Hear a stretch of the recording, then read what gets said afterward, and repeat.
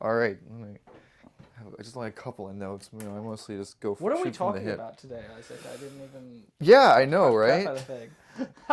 Well, my initial. I should have asked you for the subject of our Well, conversation. so we actually, the last time you came on the show, it was almost exactly 3 years ago. It was March 2nd, Wow. Oh 2023. God. Your book, How to Seems Speak to very recent. Conservatives. I know, I can't I believe it don't was that. like this. I don't like this passage of time thing. But you came on and we talked, it was 2023. Yeah. And I guess I want to talk about what's transpired since then. Okay. But also, I want to talk about just how crazy everyone has become. Yeah. Yeah. Um, because I think when we spoke in 2023, we were talking about conspiracies, Yeah. and I'm kind of curious to see to what degree your worldview has evolved since then. Because I'd say you're a conspiracy skeptic. You don't really play Well, in that that entirely character. depends. I Yeah. mean, I think we have to be clear what we mean by a conspiracy. Like, do I think that small groups of elites gather in rooms to make decisions that affect the rest of us? I mean, obviously they do. Yes. Like Yeah. there's a part of my worldview, where people would say entirely the opposite, that I'm a conspiracy theorist, right? Because of the way I view the world, because I think that so much of what we're told is propaganda, like propaganda and lies by people who are manipulating us. I mean, that sounds like a conspiracy theory. So we'd have to be clear, like what exactly it is I'm skeptical of. Right. I think that the word conspiracy it's a bad word, in that Yeah. the technical definition would just be like, what? Yeah, two or more people conspiring. Yeah, so obviously I'm a conspiracy theorist because I Right. believe that people How can you not be? how people get together to try and plan actions. And then of course, I mean, I Yeah. do love that. Each side has their own conspiracy culture, Yeah. right? The Democrats, the Blue Anons. Yeah. The Russiagate thing was a conspiracy theory, one that kind of fell on its face when Yeah. it was examined a bit further. And yet, when yeah. you talk about something like JFK or 9/11, like I think that it's tainted in a different way. Yeah, although I would say that I'm totally open to probing 9/11 or JFK. Those particular, I mean, I haven't examined the JFK killing enough to have an opinion on it. My opinion is mostly that I'm not interested in who killed JFK so much, because I don't think it was that different from any other president, and I'm not any more interested in who killed Garfield, or who killed McKinley. Like, those are of historical interest, how the plot to kill them unfolded. But I'm totally open to the idea that the facts as presented weren't true. 9/11 I'm probably more skeptical of, because every time I talk to someone who is questioning the 9/11 story, I just had an interaction with Cenk Uygur of the Young Turks, who was like that. Oh God, that guy. He's like, I no longer believe the official story, and I'm like, well, what do you believe? Like, what are you arguing? Because he was like, he said, oh, Building 7 couldn't have collapsed on its own. I was like, well, the official story is that debris from the falling tower ignited these fires that weakened it structurally, and then it fell. Like, can you explain to me what it is about that story that you think doesn't add up? And he just didn't. He was just like, didn't say anything. And I was like, well, I need your alternate theory. Right. I need your alternate evidence. Like, I'm totally open to examining it. I'm totally open to it. I just have to have more than, like, they're hiding something from us. Like, Right. maybe they are, but I want detail here. Yeah, Cenk is how that guy even has a career is I don't get it. That in of itself is a conspiracy to me, that they would put forth this doofus. I'm sorry, he's not good at what he does. Yes. Okay. He's not gonna watch this. I've been on his show, or he's been on our show. He's been on our show, and we had a good interaction. I will give him credit. He was one of the first people to say. He was calling out the conspiracy of the Democrats to pretend that Biden could could run again. And at the time, not all these Democrats were coming after him for going like, this man is like a corpse. What are you doing running him? So I will give him credit for that. But obviously, there are plenty of things. Very that I'm low like, oh, bar to clear, I think, in terms of giving yes, but at a time credit. when no one's clearing that bar. No one you get a with little... like his reach, perhaps.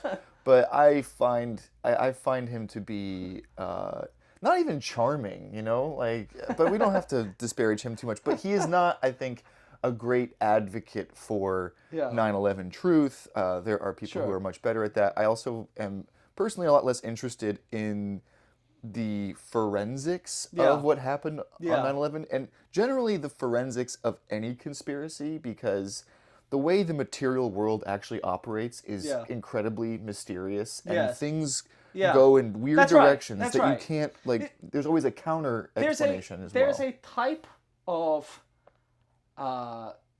there is a type of logic that I'd say I'm skeptical of, okay? Because I'm not skeptical of conspiracy, because I think it's obvious that, you know, that we live in a world where rich people and elites have power, they get together, they make decisions. There's a type of logic I'm skeptical of, though, that I think comes in a lot of times in things like JFK, 9/11, and that is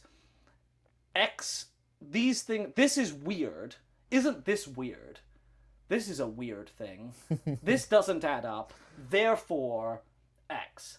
And I did a big article about Candace Owens recently, and she does a lot of the like, well, isn't it a coincidence? And I think that kind of logic understates the degree to which the world is full of weird things and coincidence. Like, I'll give you an example. When Charlie Kirk was killed, a lot of people were looking at the text that Tyler Robinson, the accused killer, supposedly sent to his roommate, and they were weird.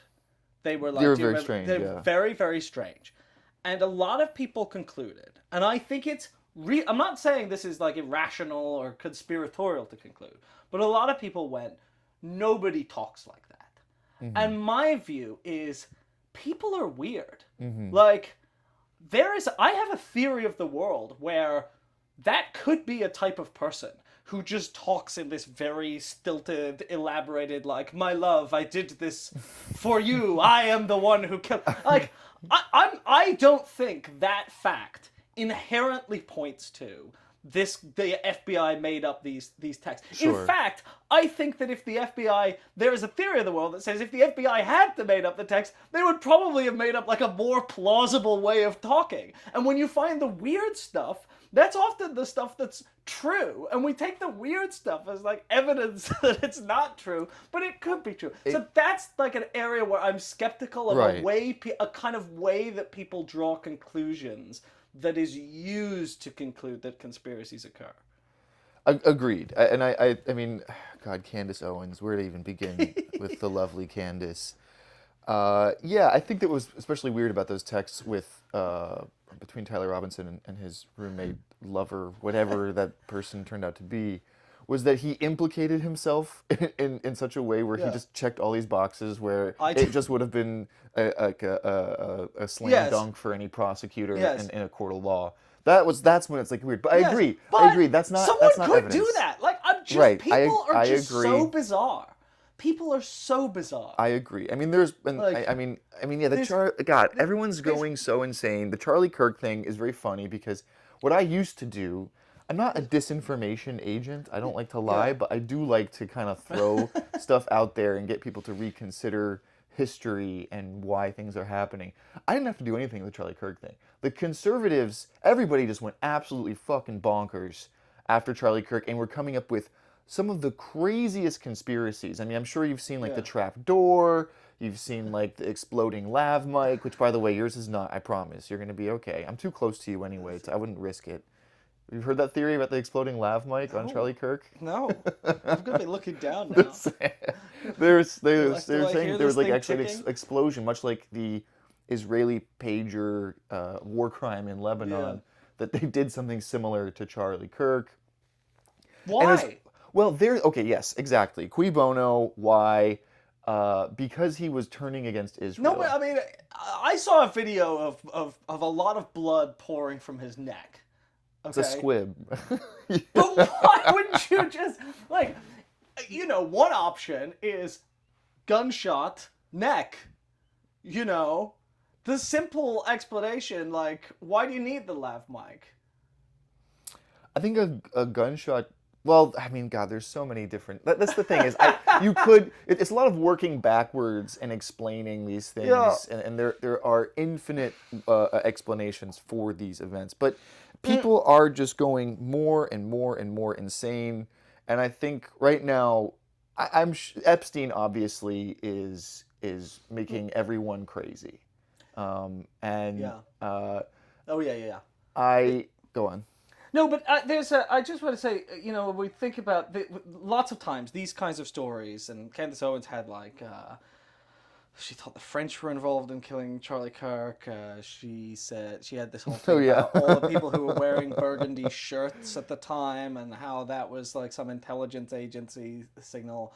I had a big article about QAnon actually a couple of years back, and I read a bunch of QAnon books, and again there was this kind of pattern-seeking logic that I think we have to be very careful of. So it really isn't a matter of conspiracy or not conspiracy, right? The conspiracy could be true. I think what we have to do is apply very careful rational methods. So you have to understand statistics. You have to understand, like, what are the odds? What are the actual odds of something like X happening? Like, not just like this seems weird, but like, if you say there's like an unusual number of burgundy shirts in a place, or like an unusual number of people who share the same birthday in a place, or share the same astrological sign, isn't that weird? Like, the first thing you have to do is go, well, how often does that occur by chance? Actually how often? Not like how often do I think it occurs by chance? But there are lots of weird things in math that make Angel numbers. there's like, well, no, yeah, but there's a lot of things that are weird in math that are true. Like, there's a thing called the birthday paradox, where like more people in a room have a probability of sharing a birthday than you think. Like, Did you know that Charlie Kirk and George Floyd share the same birthday? oh, well, Not the same year. There you go. But that was a sign. It's a sign of That's something. a sign. So there's this like meaning-seeking thing, and there was like in the QAnon thing, it was very interesting because I was going into their supposed evidence, and I was like, oh, a lot of this is the product of like faulty pattern seeking. So they would be like, look, these people are arranged in a queue, and it's like, well, they kind of look like it, but also, if you take 100 photos of the Trump administration, like one of them, you're going to be able to see them arranged. If you take 100 different ways people arranged, you're not looking at all the photos you discarded. You're just looking at the one photo where they look like they're arranged in a queue. And so, what if you arrange people by chance? How often does that happen? That's the question you have to ask. But oftentimes, I mean, what I noticed with QAnon is they're just not using that kind of reasoning method, and so they're finding patterns that could be the product of pure chance or weirdness or aberration.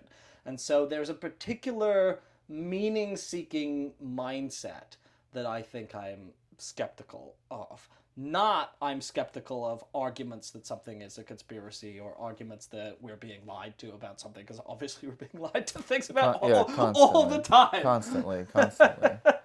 Yeah, I feel like the Epstein thing, I'm worried it's going to go the same way as 9/11, which is just, they were already doing that. I mean, someone gave me this car freshener didn't hang itself thing, and it's a picture of Jeffrey Epstein, and I didn't find that funny. It's the same thing with like people who have like 9/11 themed birthday parties where the cake is like the Twin Towers and there's a fucking airplane. I don't. There's a whole culture right now of joking about it. Yeah. I mean, on Instagram, everyone's making these. It's just Epstein.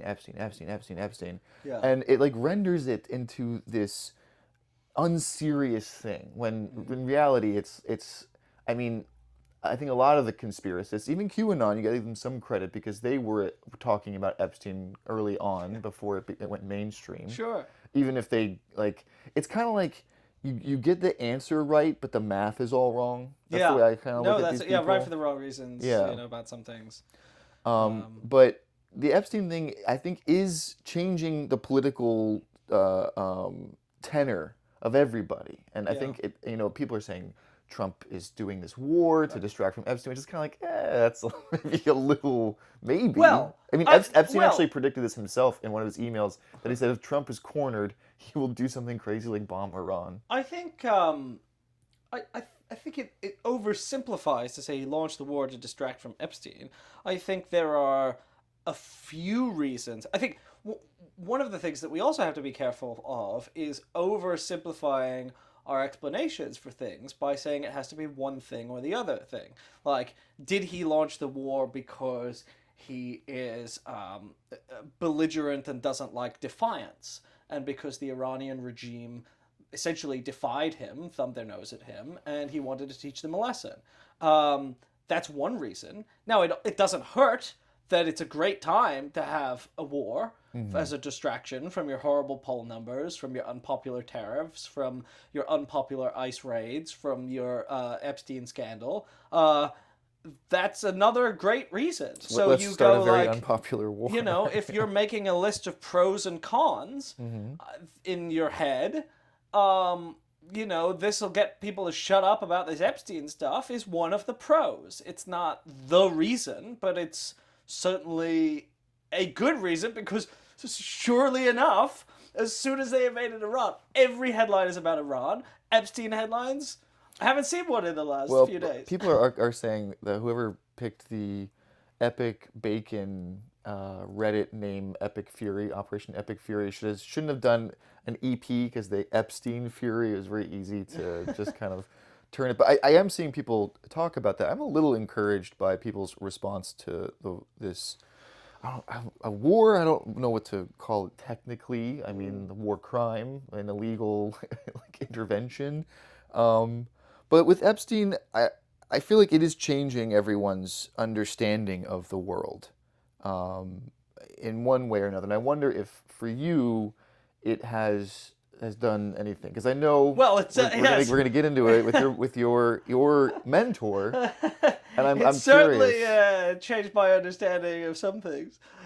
Right. So I mean, because I've had some people in like okay, I think as my understanding of the world has gotten kind of darker, I'm still an optimist. I still believe in the goodness of people, but the more I look into things, the more like my heroes, I'm like, damn it, like the Dalai Lama was in the Epstein files, and Michael Wolff said he met him at Jeffrey Epstein's penthouse. Now the Dalai Lama, just said that's not true, but I mean, I don't know. Yeah. There was a lot of emails there, and also the Dalai Lama met with that guy, the Sarah Bronfman, and Nexium, got millions of dollars from that sex cult that was very much like a sort of Epstein sexual blackmail operation.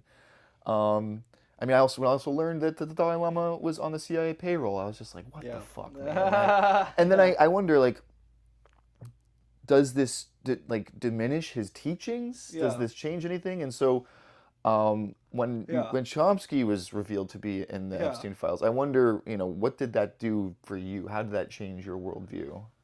I don't think it changed my worldview, because my worldview is a set of principles that I hold, not a set of people that I like. I try and think about the world in terms of, all right, here are the values that I hold, which is you should be humane, you should be decent, I believe in democracy, I believe in equality. Like, there are all these forces that are antagonistic towards those things. I see the destructive effects of the profit motive and corporate concentration and militarism and nationalism. And so if your view is kind of about those forces, then one person's moral failings or hypocrisy being exposed don't change your worldview that much. I certainly, it changed my view of whether Chomsky successfully upholded the principles that he espoused. And it was disappointing, because he had been had always been I say has been, but unfortunately he had a stroke in 2023, and I haven't interacted with him since 2023. No one has. You know, a friend, a supporter of the magazine, you know, always a booster, always willing to give a blurb to little lefty publications. You know, he did this, you know, gave me this incredible opportunity to co-write a book with him. And as I look through the arguments of the book that we did together, which are all about the lies of U.S. foreign policy and the brutality of the regime, you know, people ask me, like, do you think Chomsky's work is affected by this? And I'm like, yeah, but I look through it, I don't think a word of the book's arguments actually change. I just think, like, I'm disappointed in this person for being entranced by this rich man who came and said, "Oh, I'm just interested in your ideas, and here's a fancy sweater, and I would like to take you to dinner." And Chomsky was like, "Oh, okay, I guess this is fine." And then he heard about the criminal record, but he's like, "Oh, I guess people are reformed." I mean, you know. Yeah, it's because I was you know, Chomsky informed me politically very early on. Yeah. And I remember, God, early YouTube videos watching him just absolutely annihilate William F. Buckley. Yeah, I was very Oh my God, so it was awesome, and it made like being on the right side of history seem cool because you had Buckley with his transatlantic. You see, what's about you? Yeah, and then Chomsky just like. Mr. Chomsky, what did you say? What did you say? Just the data environment issue more complicated than perhaps you would have it. Yeah, and then Chomsky just calmly, Jewishly annihilates. I'm sorry, he's Jewish. He's got a great like Jewish cadence to me.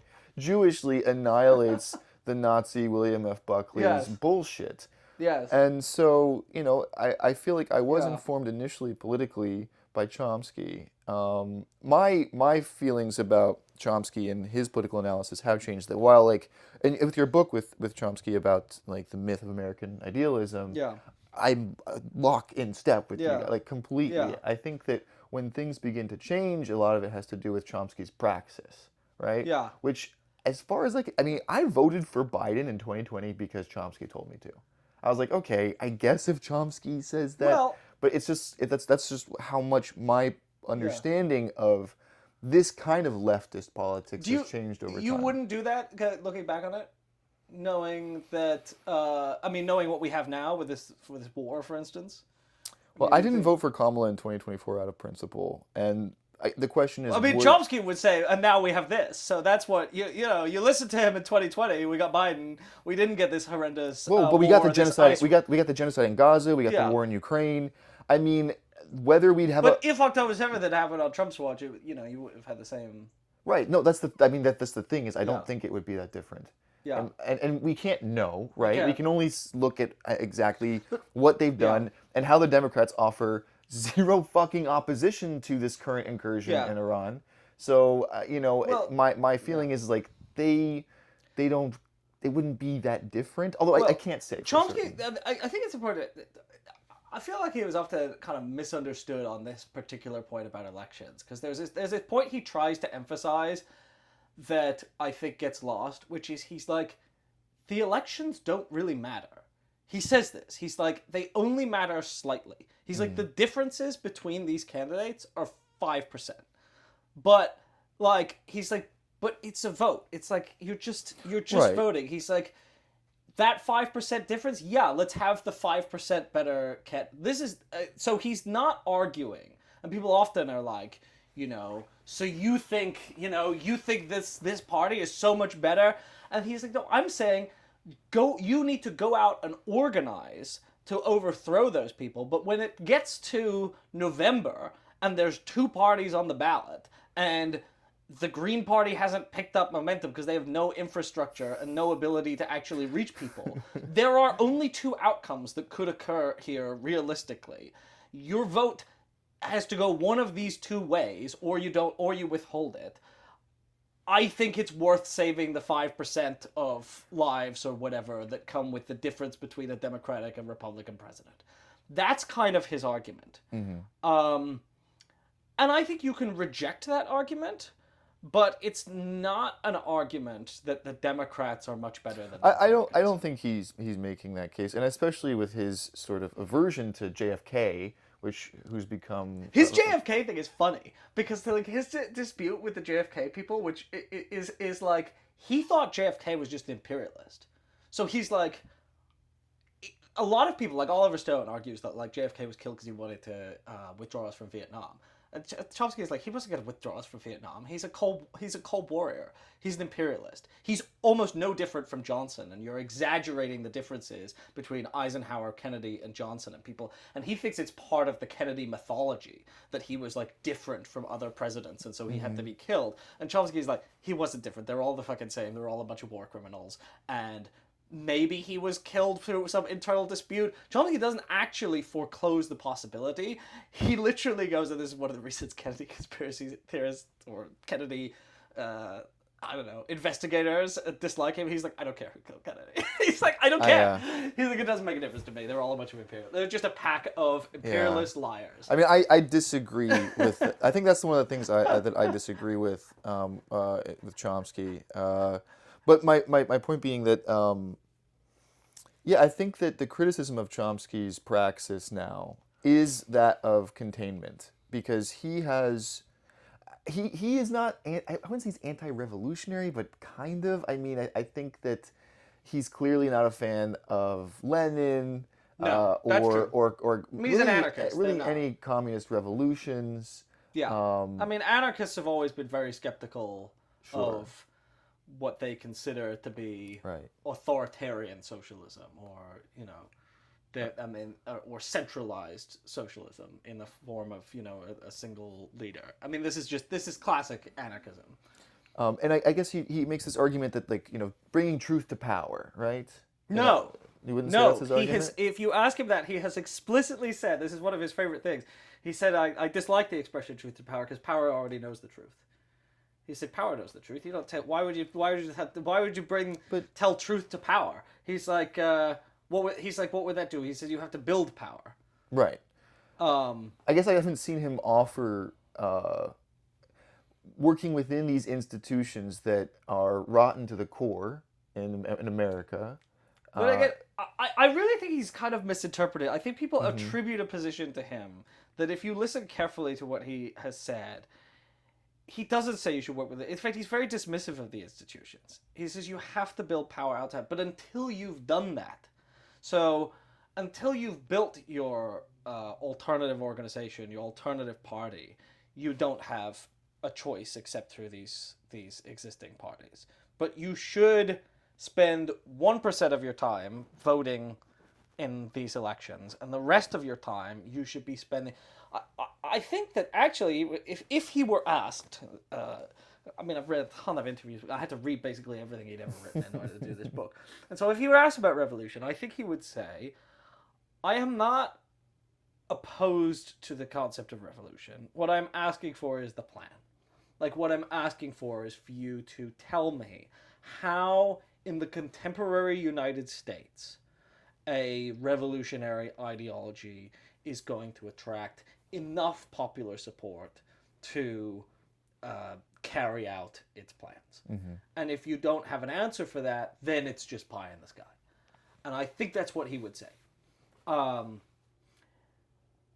There is an argument that I think can be made against his position, which is that he spent too little of his own time thinking of the answers to these questions of, okay, well, if you're so cynical about these institutions, what do we do? How would you build this kind of and his programmatic answers were often skeptical of people who are trying to do things, but not often detailed in what he would have you do instead. Right. Yeah, it's I wonder though then, in light of his personal choices, because I think it was his 1966 essay, the responsibility of intellectuals, was basically just do not be captured by power, do not cozy up to power. Yeah.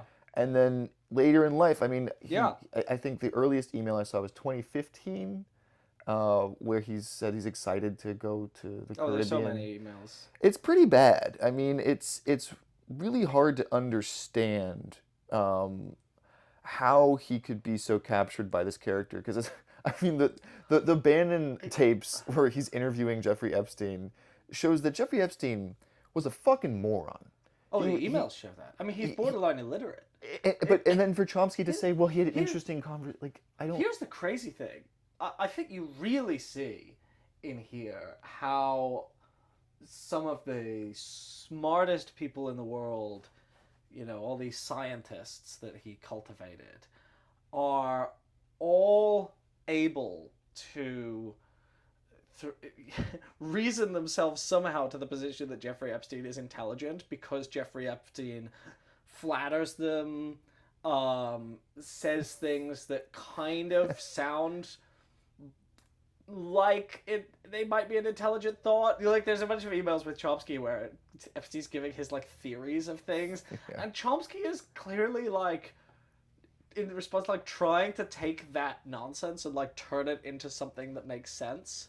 And being which you do sometimes when you talk to people who say something that doesn't make any sense. You go, okay, well, I think what I hear you saying very professorial. Is this? Yeah. Are you saying this? And, yes, that's exactly what I was saying, even though they don't know what they're talking about. But yeah, it's crazy in these Epstein's emails, because I look at it and I go, wow, this Epstein guy is a moron. Yeah. This guy is so unimpressive. This guy is a classic. This guy is a classic patronizing blowhard who has his theories of everything. He hasn't read anything. He was Epstein was something where he was I don't believe in writing because Plato and Aristotle never wrote. Oh, yeah. Plato never wrote? Oh, what are you talking about? Yeah. He just walked around his toga sucking up young boys. Socrates never wrote. That's that's a famous established thing. But we have all the Platonic dialogues. He wrote.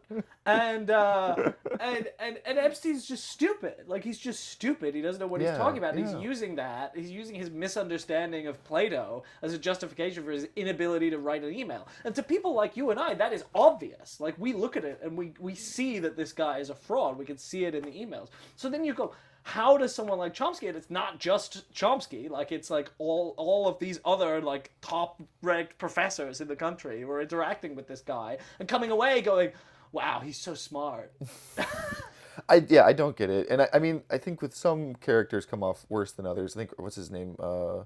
Robert Trivers? I was gonna say, Trivers is an interesting case. He comes off terrible because he's saying, according to his observations, 14-year-old girls today are advancing, are aging faster than they were 60 years ago, which is just oh my God! Did you not pass that by anyone else before you sent that fucking ridiculous email? No, but Trivers, I have one of Trivers' books, okay, and the book is called "The Folly of Fools." How self-deception works. That's a terrible name, by the way. The Folly of Fools. But it's about how people fool themselves, and he talks about a lot of. He goes from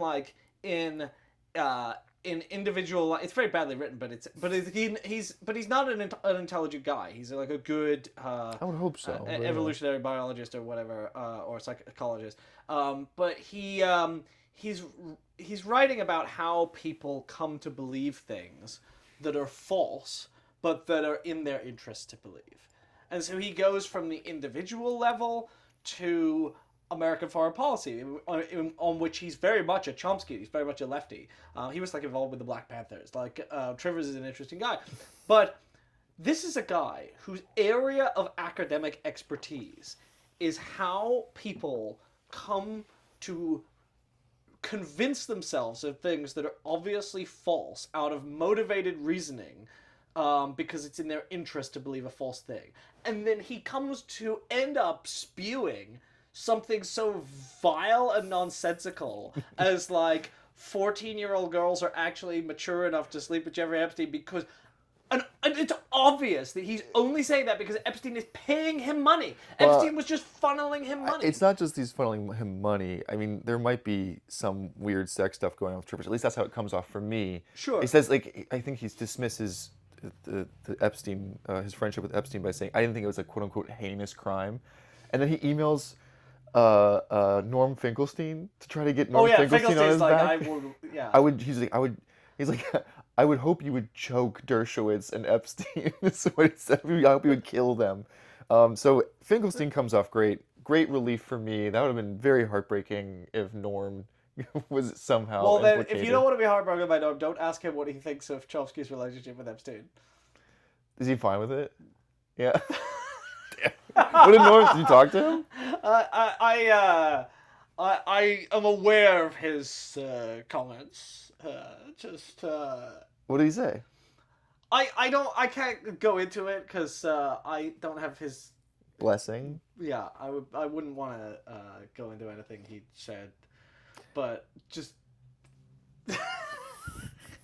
Well, I think that I think Finkelstein basically feels that Chomsky was just naive and doesn't think anything beyond that.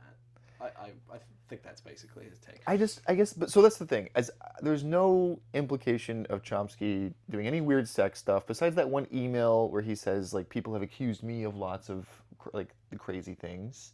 Yeah, But other than that, Chomsky doesn't come across as like he's not interested in sex. he's not horny. No, No, he's not. there is nothing horny. There's nothing horny in about any Noam Chomsky Chomsky. email that anyone has ever exposed. He's ever. not. He's not a horny guy, and I'm glad for that.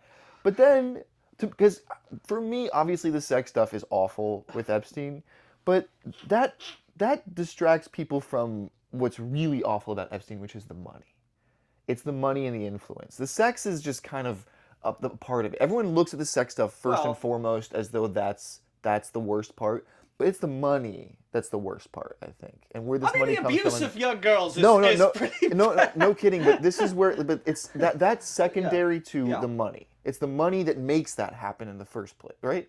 That the sex abuse stuff doesn't happen without the money. It's certainly true that the whole reason that Epstein is able to get away with this for the longest time is because he is a man who has complete impunity because he's a billionaire. What's he? I mean, that's the thing is we still don't know where his money comes from, where it went. That in of itself is a whole mystery. His associations with the Deutsche Bank and J.P. Morgan Chase, like those are the things that I want people to look at. And I guess that's what's disappointing to me. So disappointing with Chomsky, where it's just like, I understand. Like, okay, if some billionaire asks me to hang out and I know they're sus, I'll do it. But that's because like I'm this person down here. I'm looking to do research, right? Yeah. I'm looking to figure stuff out. If I can get a glimpse into that world and then report it back to everybody, I think that's viable. Like I need that kind of access. So sometimes I've had to do this with lots of conservative figures who I obviously disagree with. I'm going to be interviewing Randy Fine soon. Oh and my God, I'm really? going to I'm going to play it in such a way where I'm like chummy. I'm like, "Hey, I'm a Jew. Yeah. I get it. Yeah. I understand." Yeah, because you wanted to open up. Yes, exactly. So I understand that tactic. Yeah. But this is Noam Chomsky. He doesn't need access. Well, and so yeah. what I wonder then is in his excuse, in his statement that he made, was he said, I wanted to talk to Ehud Barak to understand like the negotiations, the diplomatic negotiations that went on with Clinton, and they were very enlightening. And he's saying, I was learning so much. It's like, well, when are we going to hear about what you learned from these? When are you going to report back to us that this stuff that you saw that was so important for you to be a part of, and then tell us, okay, expose it. I mean, I think there is an argument to be made. There's not an argument to be made for associating with Epstein because it's not research. He can argue as a leading scholar of the Israel-Palestine conflict that meeting with an Israeli prime minister and asking him questions is, is part of informing his work. The Barack thing actually seems a lot more defensible to me than the Epstein thing. It just had to be done. He says what he did with Barack is he asked him. He wanted to know what Barack. First off, he wanted confirmation from Barack of what Chomsky has been writing for a long time, which is that Barack sabotaged the end of the 2000 Camp David negotiations. So when they continued into 2001, Barack pulled the plug, and Chomsky wanted to ask about that because it is a time that it's kind of been shrouded in mystery. And the other thing that he said he asked Barack, or wanted to ask Barack, it's in one of the emails, is I wanted to ask him why he believes Israel's international reputation has plummeted since 1967 when they were the most respected country, one of the most respected countries in the world, if anti-Semitism has been a constant. If anti-Semitism has been held constant since 1967, why has Israel's reputation collapsed? Mm-hmm. And he wanted to know what he would say about that. Unfortunately, we don't actually know because he didn't end up writing about what Barack said. I think that is a valid lesson thing. to not procrastinate, everyone. I think that it is a valid thing for an Israel-Palestine scholar to go like, I want, if I have the opportunity to interview an Israeli prime minister, I want to confront him with the question, okay, well, look, anti-Semitism has been in there all along, but now people hate Israel. So are you saying they became more anti-Semitic than they were in the 60s? Or maybe did Israel do something to cause the world to turn against it? I think that's a legitimate thing. So there's a possible defense for meeting with Barack. You can say, well, if you don't end up writing about it, then you know, what's the point in doing it? But Epstein, it's clearly a case of like he's offering him favors. Like he's wooing Chomsky by going, come stay in my fancy apartment. I'm sending you a sweater. He sent him an Angora sweater. Like, that's a case where like it's not research. That's just like you letting a rich man. Well, his wife did find out what Jeffrey Epstein's favorite dessert was. Oh my god! And so that takes research. Jeffrey, you're our best friend. We made Also, you dessert. the fact when people still call him Jeffrey when they refer to him as Jeffrey. Trump does this. Chomsky did it, and he just referred to him as Jeffrey, and I'm just like, Jeffrey. The fuck? Why are you calling him that? Don't call him something. Like, I don't know. There's something like so much. It's like boyish, you know, to call him Jeffrey. But yeah, and so I wonder what this does. I mean, again, there have been people who have formed my understanding of the world. Alan Watts being one of them. I still love Alan Watts, but I learned that he was not such a great guy. You know, he killed himself with alcohol. He was a womanizer. And the radio program that he contributed to in the Bay Area was funded by the CIA. So when you learn these things, you're like, God damn it, man. Yeah. Like, I can't have anything nice. And does that change his words? Does that change his lessons? Yes and no. I can't necessarily separate the two anymore. Mm-hmm. It's like people would like make that argument with Woody Allen. Can you separate the art from the artist? Have you seen Manhattan? The art is pedophilia. Like, that is the story that Woody Allen is telling. Yeah. It's like, it's okay to date a 17-year-old. Yes. Because she acts mature. It's like, that is the art.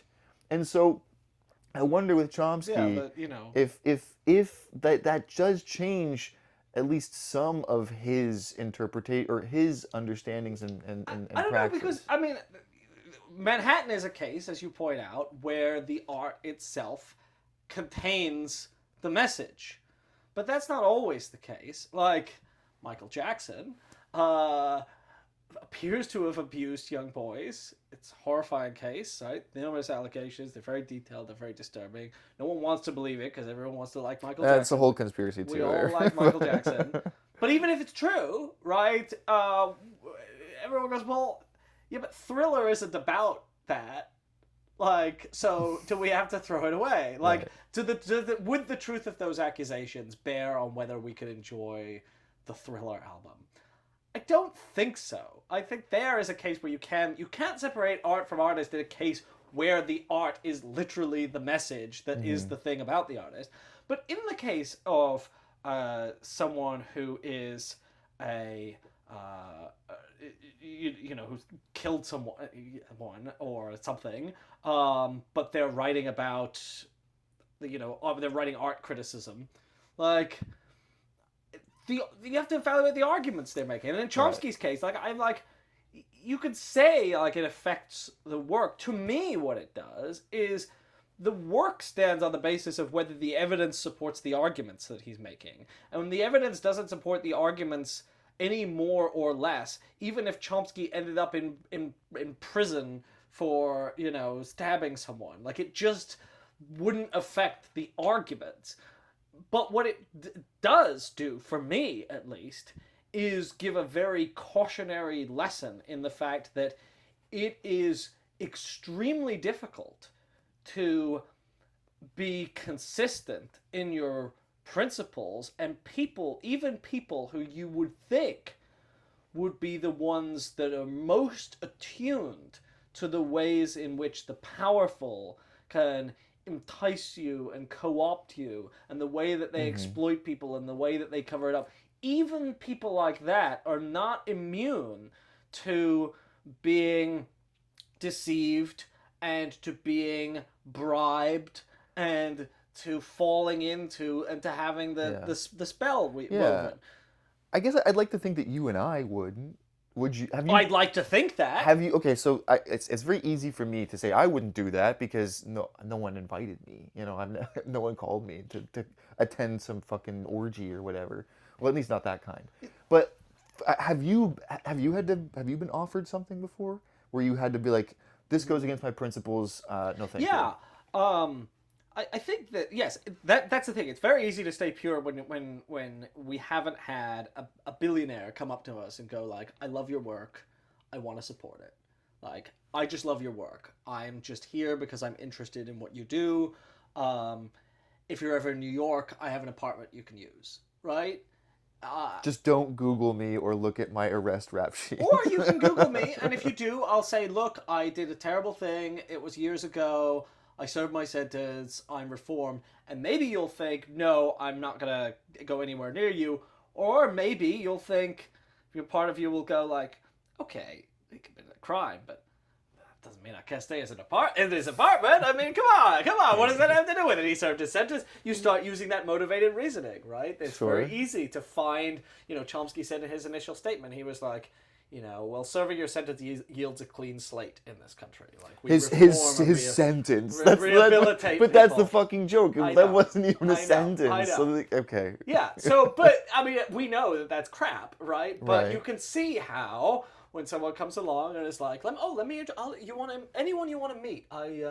Is there anyone you want to talk to? Any questions you want answered? And you go, yeah, I've always wondered why the Israeli Prime Minister did. Oh, I'll call him right here. Oh, I've always wondered why during the Oslo Accords. Oh, well, I know the Norwegian guy who brokered the Oslo Accords. We'll dial him up and he'll answer all your questions. What would we do in those circumstances? I have had a couple of these things. We looked into never anything serious, but we looked into some. We were trying to get real funding, because we're mostly subscriber funded in the magazine. We're trying to get real funding, like grants. Because we're a nonprofit, so to get some grants so that we're not constantly scrounging for $60 subscriptions. And I found an organization that was like funding media, and they were like, we want to support independent media. So I was like, great, I'll contact them. I'll give them our pitch. We're a fund for independent media. Well, I got in touch, and they said, oh, we love the sound of you. Let's have a meeting. We'll set up a meeting. So we set up the meeting. And then I looked into the organization, and they were a product of the Emirates. They were Gulf. It was either the Emirates or it's one of the Gulf dictatorships. Mm-hmm. And I was like, okay, that's dictator money. Yeah. You understand? Like, if they fund you, that's dictator money. Mm-hmm. You can't take dictator money. What are you doing? So it canceled the meeting. We didn't have the meeting, but if they had offered us what if they got to come off? They said, $4 million. Here's $4 million, and you know what? We won't tell you what to do with it. We don't. That's very tempting. It's very tempting. Yeah. Your mind starts going, okay, well, yeah, it's dictator money, but they're not dictating what I have to do. They're they've got total editorial freedom. Mm-hmm. We've had donations to Current Affairs where they've supposedly been no strings attached, and then subtle ways of putting pressure on our content occur afterwards, which, as soon as that happens, I just cut it off and I'd be like, yeah, sorry. I'll still take your money if I just won't do what you say, or... That's right. Yeah. I just talked to a lefty journalist filmmaker who was making movies and seeking funding, and was like, every meeting was like, it was very clear that whoever was going to fund it was expecting to have editorial control. And so it was very difficult to get strings-free funding. We've been very fortunate at Current Affairs that our subscribers have come through for us in such a big way, because we haven't had these dilemmas. But these dilemmas come up all the time in the world. Like, whoever is paying the piper calls the tune. It is tough, but I think again that's with Chomsky, where it's just like he didn't need funding. He was already well established. No, he had enough money, and so I think that at least for like people who leftists who didn't believe that Chomsky was left enough, wasn't revolutionary enough, I do think that maybe it isn't. The art is a part of the praxis is a part of the theory, and the praxis was like being close to this kind of power, whereas like I think now maybe in hindsight it's just like, you know, these people cannot be negotiated with, you cannot work with them, they need to be removed, not just from power, maybe like something more extreme. And so I wonder if Chomsky's anti-revolutionary sentiment, his anti sort of at least initial authoritarian bloodletting, which I think is vindicated in a lot of cases. I do think that, you know, when we look at the lessons of Chavez in Venezuela, it was like, y'all didn't go strong enough.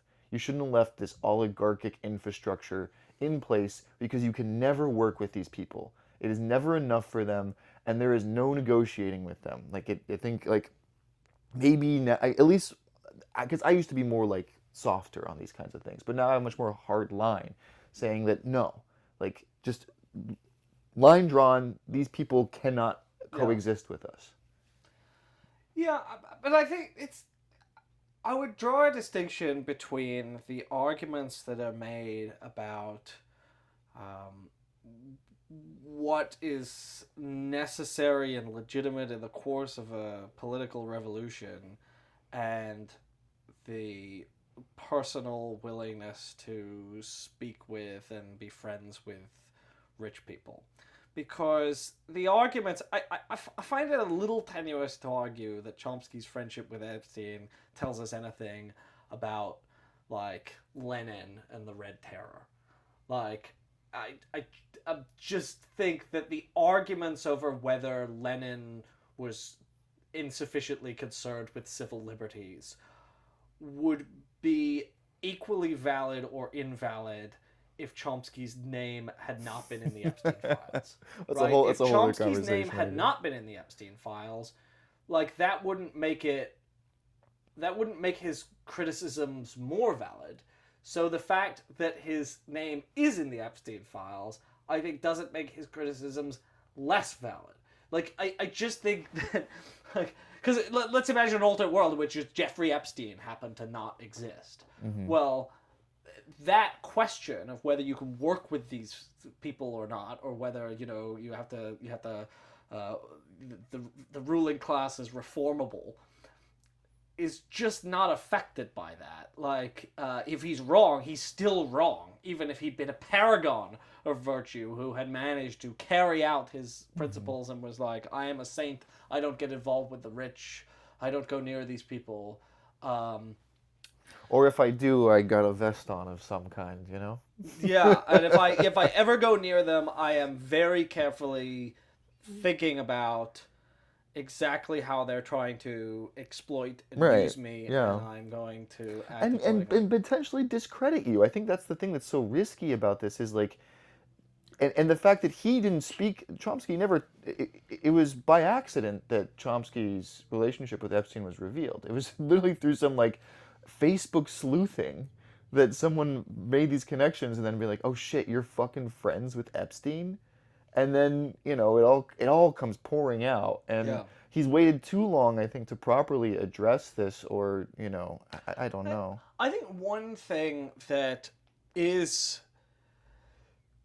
one belief of his that I would say is definitely discredited or undermined by the revelations of his conduct is just the belief that you can separate your convictions about how power works and your theories from what you do, right? So Chomsky didn't think very much about his own life. Like, he thought about how systems worked, and he was like, I'm going to analyze things, I'm going to write about how things are. My life, that's like a whole separate domain. Like, I work at MIT. Like, it has nothing to do with this. Like, I teach linguistics. I am a scientist. Who I'm friends with, where I eat dinner, like, whether I'm staying in some guy's apartment, like, that's just totally irrelevant. Like, he had a sharp bifurcation between the work, where he's just like, the work is facts, and writing, and then there's me, and I just live in this little bubble. And I think you can't do that, right? Because you live in the world, and in the world that we're in, like, if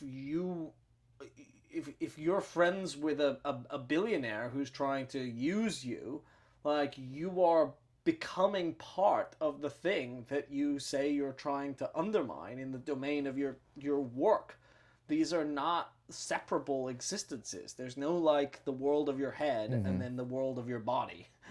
Like, so that, I think Chomsky's, like, desire to, I mean, he was part of political movements because he would go all over the world giving talks to little activist organizations, always very supportive of lefty organizations, but he wasn't so much an organizer. He didn't build an organization. He didn't involve him. He really considered himself kind of like, I mean, he didn't like the word intellectual, but like someone whose job is to do the thinking and writing. Right. And yeah, I think that sort of Hegelian top-down sort of politics, yeah, I don't think that it works anymore. Just critiquing power, it alone isn't enough.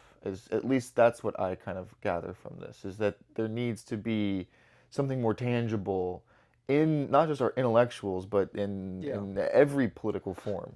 One of my frustrations with Chomsky's always someone who, when he analyzed social movements, would be like, we have to think about the consequences. You can't just have superior virtue. You can't just believe the right things. You have to think, what are my actions going to lead to? What happens as a result of them? And yet, in his own life, he is someone who didn't tend to think like, okay, but what are the results of what I'm doing? Like, am I successfully building an organization? Am I successfully building a movement? I mean, he almost thought of himself as like on some other plane, and so I try and learn from that. That's why I'm not in academia. I left academia precisely because I thought, okay, that's useless. That's useless. I am in media where I'm like trying very actively to change minds. And it would very much disturb me if I found that I'd gotten very close to power. Like, that's one of the reasons that I was like, okay, the magazine has to be in New Orleans. It can't be in New York. Because if it's in New York, I'm going to meet people who are the people I'm writing about. And they're going to be real nice to me. And I might even like them. And they might even offer me money. And cocaine. There's a lot of cocaine going on in the media in New York. And all the pleasures of life. And good meals and sex. And all these wonderful things. And there are all these temptations. In New Orleans, I don't know any of these people. So I'm just off in the swamps writing about power from a distance. And it's really good to be at a distance. And that's a way that in your own life, it's a very small thing. I'm not saying we're totally insulated, but like, you've got to wall yourself off from the temptations. No, I agree. I have a special guest potentially. Okay. This is a fun one. It's not ready fine, is it? Wouldn't that be cool though, actually? No, it would not be cool. It'd be horrendous. Let's see here. Let's see if he's...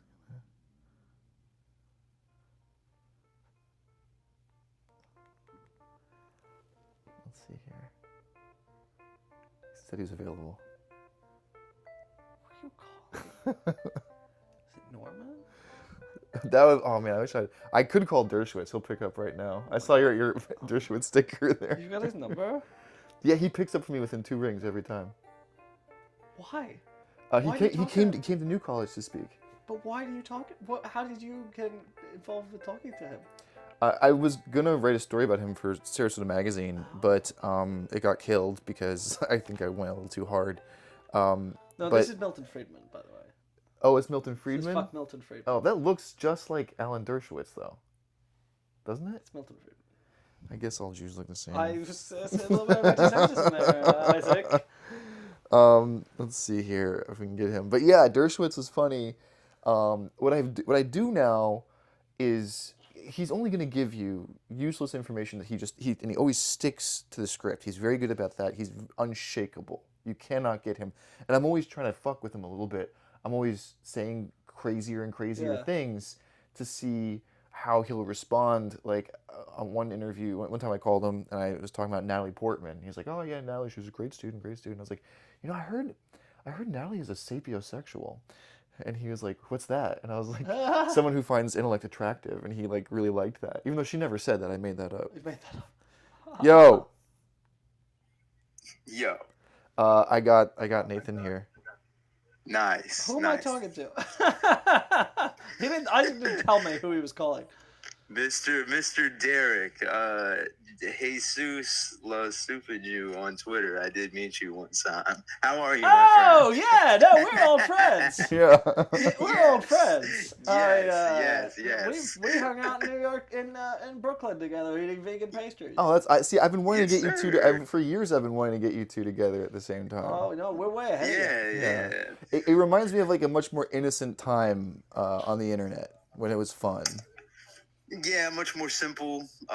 We weren't inundated with Nazi propaganda 24/7, which was nice. I gotta say, I kind of miss you.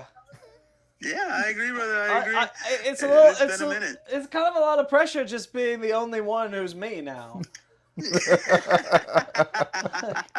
Having to shoulder the whole Well, burden yeah, like you got to Atlas, take some of the right, man? flack, which was great. Like, people would come after you, and I could just, like, step back, and if I wanted a day off of being me, I knew you were holding down the fort. Yeah, facts. I could always spin it back, but I don't know. It seems like I don't know if I need to pull the sword out of the stone at the moment, Are you just Maybe when yourself the now? moment's right. I think my I need to change my my display name. It's just like Trende Aragua customer support line, because I was just trolling people with when the Venezuelan election stuff happened, basically, and that became a talking point. I would you occasionally get impersonate- very upset DMs. Didn't you impersonate people before me? Who else Oh were yeah. you? Oh, I did. Oh man, there was some like just straight like Lobby accounts that had no clout, really didn't matter. I did Dave Portnoy once. That was funny.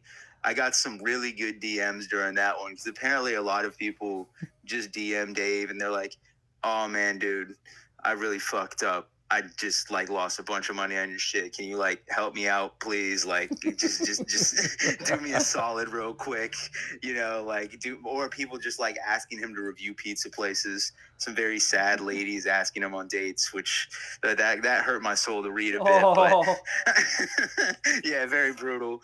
I did James Lindsay before. Oh, man. I remember that. Yeah, Conceptual that was great. James. Yeah, that was a good one. He threatened to sue me. Didn't sue me. He Shocker. seems a little unhinged, Conceptual James. Yeah, he is. He's also completely fallen off the map. Like, I haven't really never see or hear him anymore at all. Like, whatever the right had going on then has completely superseded him. He's just a nobody. He's studying the Blade right now, guys. He'll come out of... Yeah, that's a great video. Yeah, that video. That's a really good video. Oh man, I forgot about that one. Who else did I do that was evil? I did like when the Breaking 911 account came out, they had like a clickbait right-wing news thing. I did a couple of those, but they banned me pretty quickly for those. Those got some real traction actually. And I just make that kind of slop news all the time, and it's I don't know, a lot of people make their job off of doing it on there, it seems like. Wow. And it's totally cool. Well, I miss your work. which is a shame. You know. I do what I can. I just kind of like post on there now. Really, Yeah. at some point, I should just make like an alternate account or something like that, or maybe try and get one of my old. I got banned a bajillion times in the old days, so I've got other accounts that I could put in an appeal for, and if I just say, perfect. Oh, I was banned for free speech. Yeah. Whatever the Democrats were like silencing me or something. Now you guys are in charge, and they'd be like, oh, sure, I guess. Just say you were banned for hate speech. Yeah. And they'll be like, oh yeah, here's a blue check. Yep. Insta. Infinite unban glitch. Basically, I have a blue check actually because you can gift them. And so a friend thought it would be funny. It was funny. If he just dropped that shit on me, and so I'm cursed. Oh no! I'm glad nobody's done that to me. Don't give anybody ideas. Oh no! You can get what you can. You can like involuntarily gift them. That's funny. Yeah, you can't not accept it. He told me to. Like as soon as I loaded it, it was just like, oh well, you've been gifted blue. Congratulations. I had no option to reject Do we have to air this? Another thing you can do is you can buy followers for other accounts. Like you can buy tens of thousands of followers for accounts, and Meta will punish the shit out of you for that because they don't want you buying followers. Oh, yeah, sure. Someone did that to me once, and I had to manually delete like 5,000 accounts. Oh my god! Jesus, yeah. that is a good troll. That's a really good troll. I got banned from Instagram recently, so I'm dealing with that. Jesus. They won't even say why. I think it was because posting truth. Yeah, well, Fox News doxed me after my Marie Gluesenkamp-Perez episode, and so that happened the same day. Really? The same day that came out, I got banned. Really? Jesus, Yeah. You haven't heard nothing from her, have you? No, she's never gonna talk to me again. But yeah, I say when the time comes, you guys need to like bring it back together, bring it back out, bring the band back together. Dark Nathan Robinson. Or even just do like a whatever, like a briefly or like occasional like maybe not necessarily a talk show, but just like the two of us like in a more like cordial setting. Sure. I guess just kind of like talking some shit. I think could be an interesting whatever like venue. I think that there's a big market for that type of stuff in certain ways, and also like people are interested in like hearing just like the personality side of some of the people that they read news from and whatnot. It's funny that people always talk to me like I wouldn't like you. I was like, it's an honor. I was like, he does a great job. What are you talking about? It was funny. It was a good time.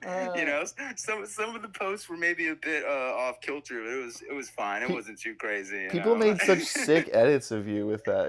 It was so cool. Yeah, I missed the Fago cream one is really good. I've got a bunch of really good pictures in my camera roll when I scroll back.